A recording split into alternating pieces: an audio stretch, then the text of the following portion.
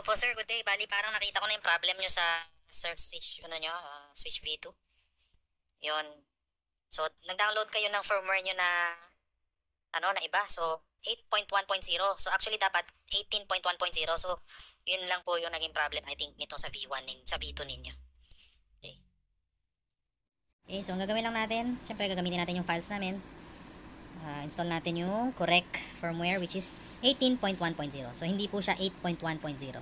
So baka yun po kasi yung na-download nyo. Actually parang yun po talaga yung na-download nyo.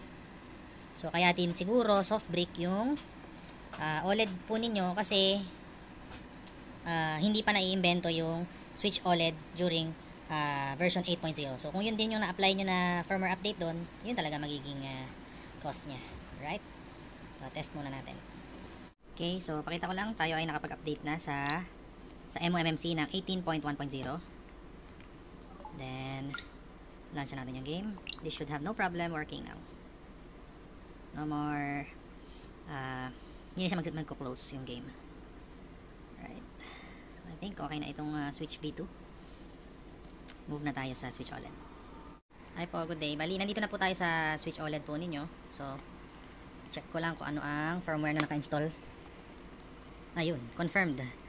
Na-downgrade nyo rin siya sa firmware 8.1.0. So, kailangan natin siyang i-update again to 18.1.0.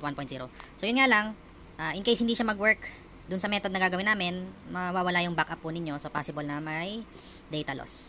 Alright? Pero, try natin. Hopefully, mag-work yung update natin dito. Okay? Kasi hindi nagbo-boot yung yung HOS or yung OS natin. So, dito natin siya i-update sa mga tools. Okay, sir? Update ko po kayo. Okay, mag-start na po tayo. We are going to attempt to system restore to version 18.1.0 with exFAT support. Okay, so originally, na-downgrade nyo siya to 8.1.0. So, update ko po kayo after nitong procedure na ito.